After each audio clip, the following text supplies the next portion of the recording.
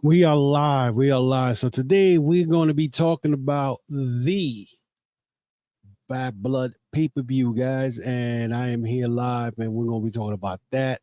The situation that happened toward the end of Bad Blood, The Rock showing up at the pay-per-view at the end. We're going to be talking about that. We're going to be talking about the uh Raquel Rodriguez interfering in the Liv Morgan and the Rhea Ripley's title match, which I was very, very disappointed the way that ended. And we're going to be talking about other stuff and the Roman Reigns and the Jimmy Uso showing up tonight, helping Cody and Roman. We're going to be talking about that and much more on the Chokeslam Wrestling Report. We are live, guys. We are live.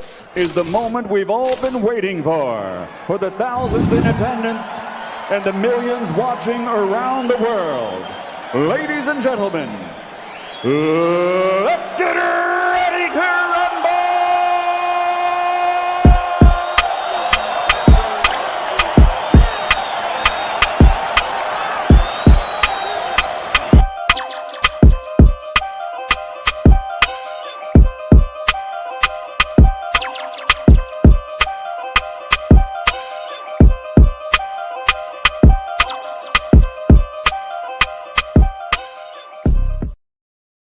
So we are live. We are definitely live, guys, and we are going to be talking about Bad Blood. Definitely Bad Blood. Sorry if the lighting is not looking good. They started off Bad Blood with Hell in a Cell. Now, I did post something today on Twitter as far as what the matches were. Now, honestly, I was just thinking to myself, you know what? This CM Punk and Drew McIntyre match already what I call rinse and repeat. It's been going on for almost 9 months already. And but then I started thinking to myself, well, are they doing long-term booking now all of a sudden? I mean, this is coming from, we're talking about WWE, who always been the type that they're gonna do stuff and last only like 2 months. One of the things that I noticed, they started off with the Hell in the Cell. Now this match, and first thing I criticized was the fact that AEW haters be the first one talking about WWE doesn't do the blood thing like AEW does, and we rated PG. I guess the PG era is definitely over. But then again, I already knew that when The Rock went and pretty much opened up, Cody in January in a post attack. So tonight we saw where CM Punk was the first one busted open and whatnot. And, and I said to myself, wow, we're going to see a situation now that how deep are they going to go in this match where people are going to be bleeding like skunk pigs? And sure enough, guys, we did see that. And it was kind of surprising to see this in a WWE match. And the reason I say this, when was the last time you saw a match where two individuals are bleeding profusely, especially Drew McIntyre? Drew McIntyre was busted open real bad, especially after CM Punk hit him with the pliers on his head several times, and you see the blood gushing on his head, pouring. I'm talking about pouring, and that's when he hit him with the low blow. But this match was barbaric. Now, it's funny again, where we have the WWE fan base always criticizing AEW and AEW's bloods and gluts and bloody matches and all that. But tonight, we had WWE doing the same thing. Again, I'm not going to criticize the match because the match was pretty good. The match was pretty good. It did.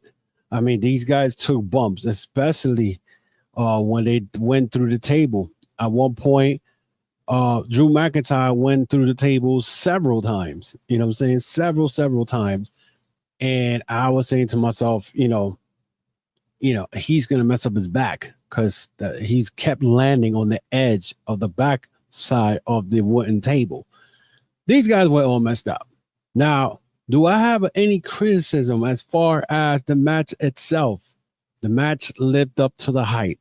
Now, hopefully now we could put that to the side and we don't have to hear from Drew McIntyre and CM Punk. I mean, it should be over with because it was done in a hell in a cell.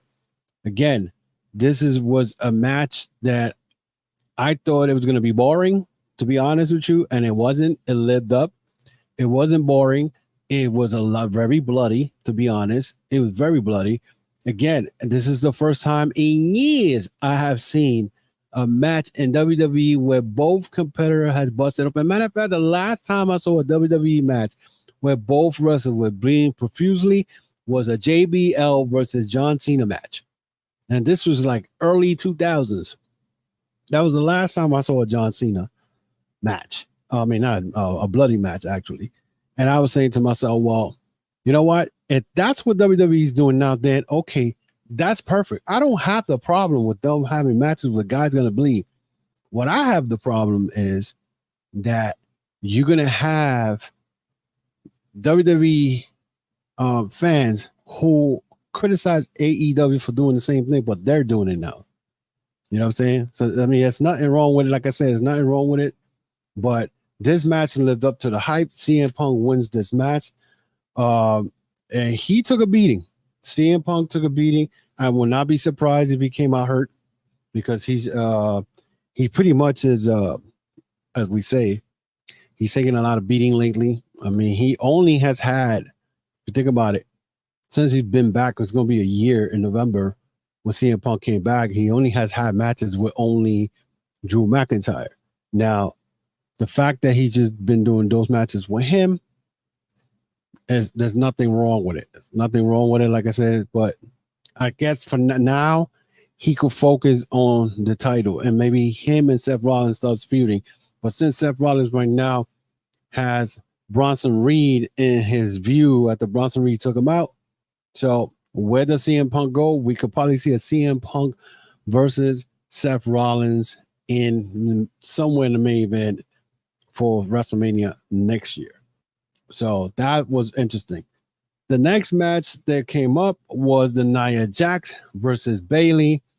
I felt that was a rinse and repeat match also, and I knew it was not going to get me riled up to see this match because the simple fact that this match was riled up and whatnot, yeah, as a matter of fact, not riled up. This match is not riled up anybody, I don't think so, because, I mean, the way to end this match, and I said to myself, okay, this thing with Money in the Bank and the briefcase shit, this seems like to be the thing that AEW, not even WWE does when it comes to, the briefcase. And they did this last year with Damien Priest.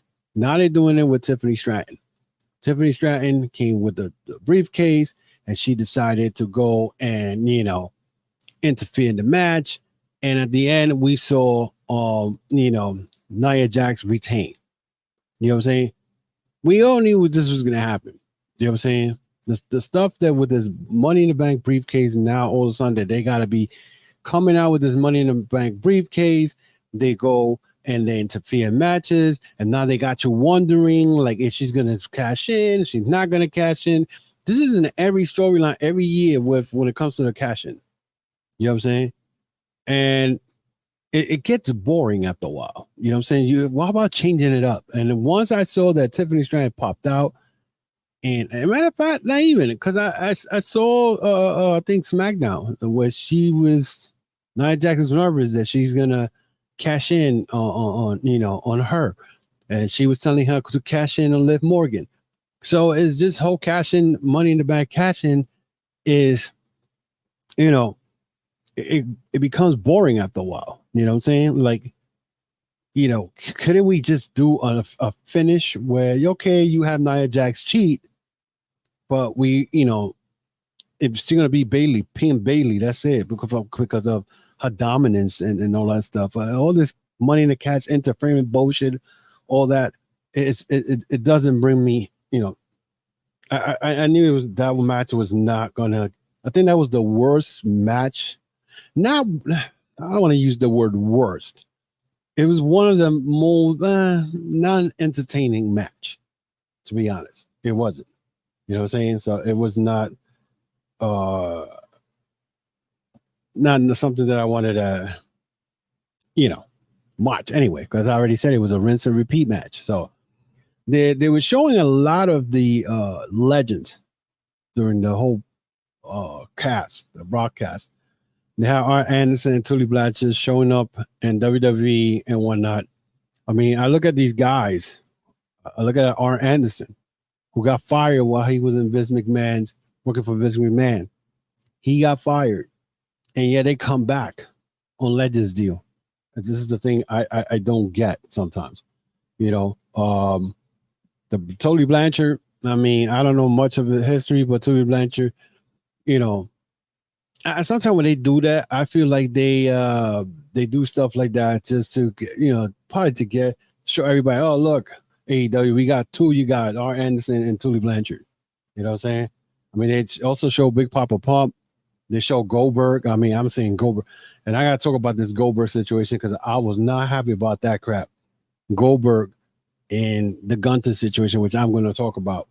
After that, they showed that they had Damien Priest versus Finn Balor. This was a good match. It was a good match, but I don't think this feud is over. I don't think this feud is over, and between Priest and the Judgment Day, it's not over. These guys, Carlito, McDonough, they interfere in the match tonight, so that's how I know that this is not over with. It's not over with, especially with Dominic Mysterio and the Liv Morgan match, which I'm going to talk about. And it was not something that I can say that, I see it ending. It's not going to end. You know what I'm saying? It's not going to end. And, but, Damian Priest picks up the win, gets his revenge on Finn Balor. For another question is, where does he go from here?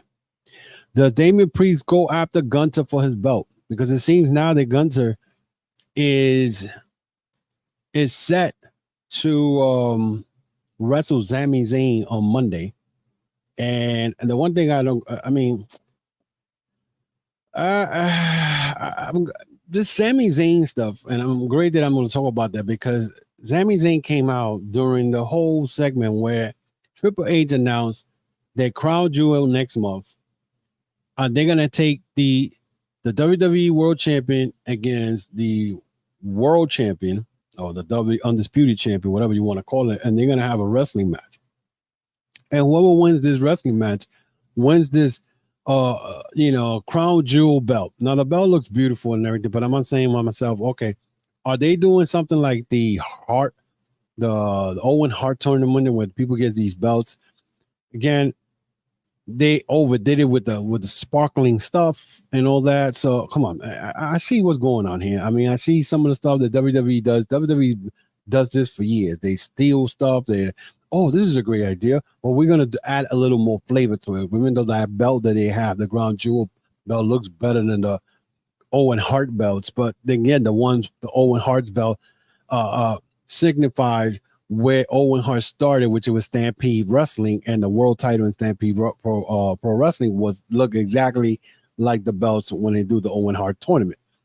But they had the presentation of the belt and whatnot, and it looked beautiful. The belt looked beautiful, you know what I'm saying? But then we had Gunther come out. When Gunther came out and whatnot, he started talking nonsense about, how he is. He gets into talking about, he's the world champion, blase. All of a sudden, he started going at it with Bill Goldberg. Now, when I saw Bill Goldberg sitting in the crowd, because he was, Bad Blood was in Atlanta, his hometown, I said to myself, look at this guy. Wasn't this guy mad at WWE and Vince McMahon because he didn't get his retirement match? But yeah, you in the crowd and whatnot, sucking up to Triple H and WWE to get a cheap pop. You know what I'm saying? Because that's what happened. He tried to confront Gunther. Security came out, tried to stop him. Blase.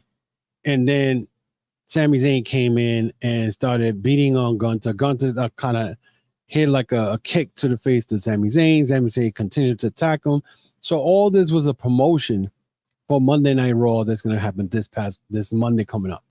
So to me, I feel like, why is Bill Goldberg in there? So much crap he talks about, WWE, but yeah, he's there. And this is what I said. Some of these wrestlers talk so much crap about WWE, but when they low on money, hey, I'll go and sign a Legends deal, because that's what I'm sure Bill Goldberg signed a Legends deal, and he's making money that way.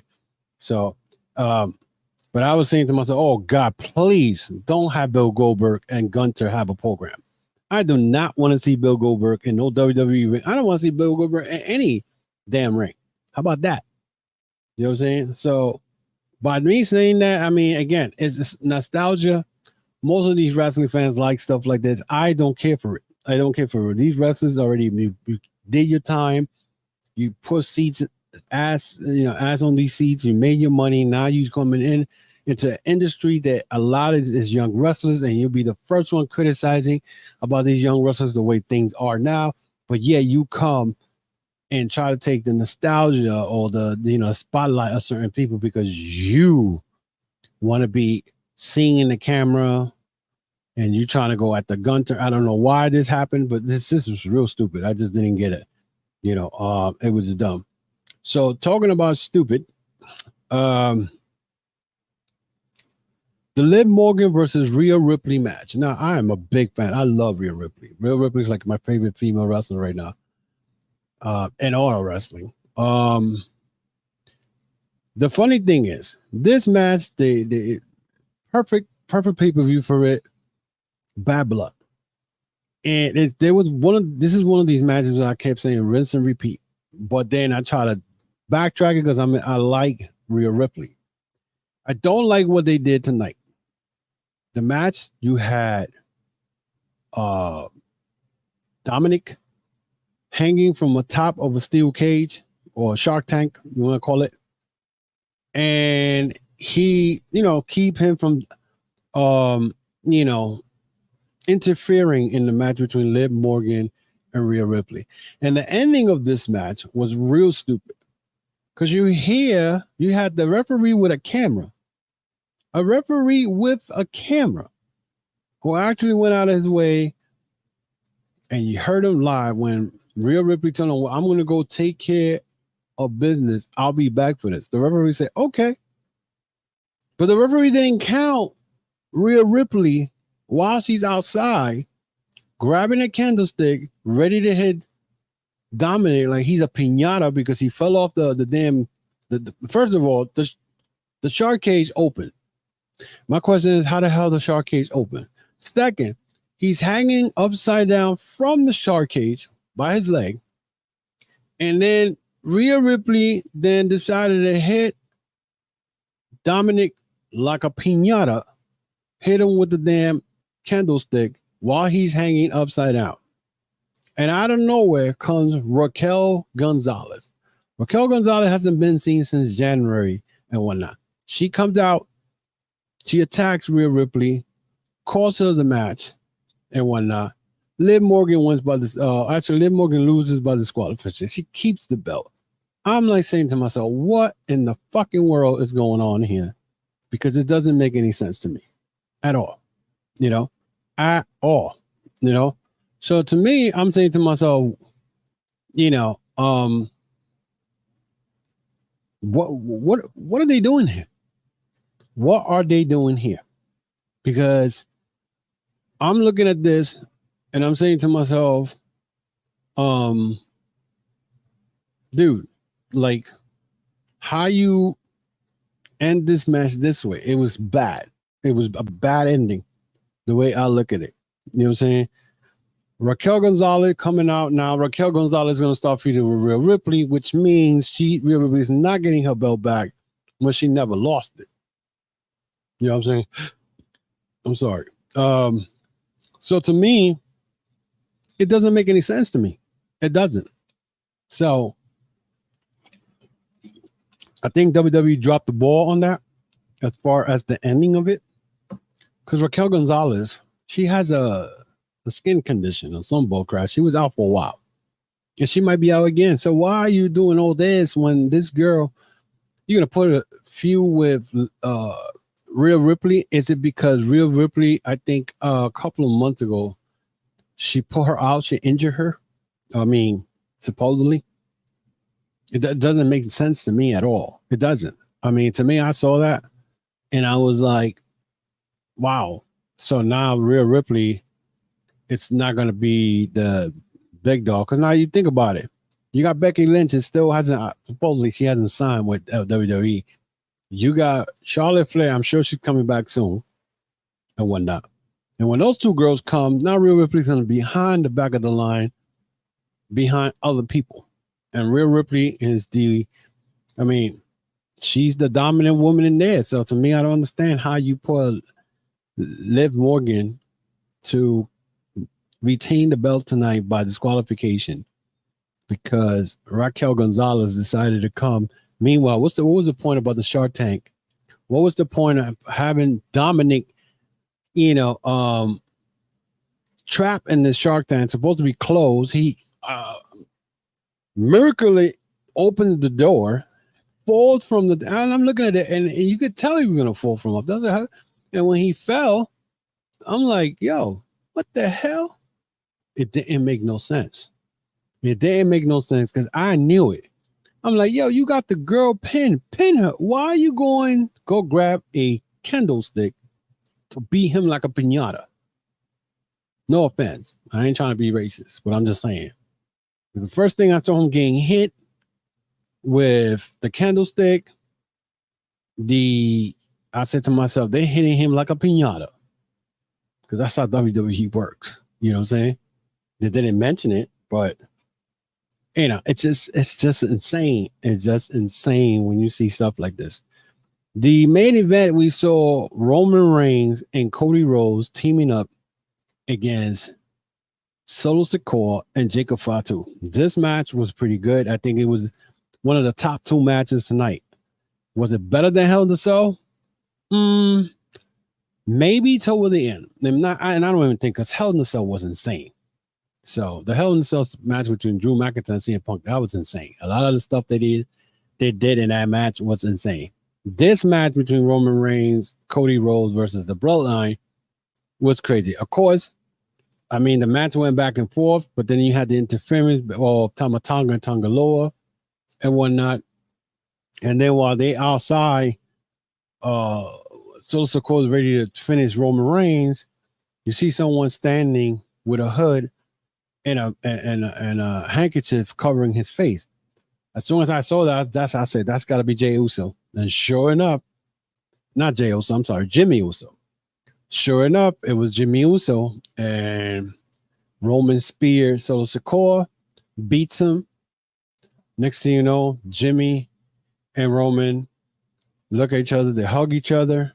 I was thinking that maybe Jimmy Uso was going to turn on Roman while they were walking down the ramp, toward the ramp, and all of a sudden, Cody gets attacked by the Bloodline, and out of nowhere, Jimmy's telling Roman, but you gave him your word, you were going to be there for him. So they went in there, tried to help him. They did help him. Next thing you know, the Bloodline backs off, and all of a sudden, they're all chilling in the ring and whatnot. Cody raises the belt. Next thing you know, you hear the Rock's music. The final boss is back and whatnot. So, the final boss is back. The Rock is back. Now, my question, when I saw The Rock looking toward the ring, I said, is he looking at Cody? Because it's been announced after the night after WrestleMania. It's going to be Cody versus Roman. And Cody versus The Rock, or Roman Reigns versus The Rock. Because most likely, we're going to see The Rock versus Roman at WrestleMania 41. That's going to happen and whatnot. That is going to happen. But we still got almost maybe 6 months still left, 6-7 months. So there's a lot of things that can happen.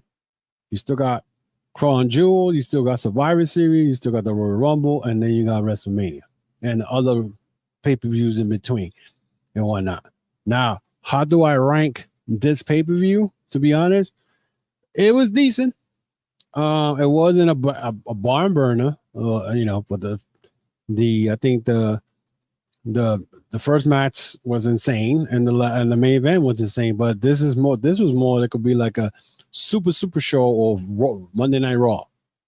You know what I'm saying? They do these. I'm telling you, WWE is doing these things, and then every time they announce the attendance, they're talking about they broke records. They're always breaking records, and people are not gonna believe anything these people say. You know what I'm saying?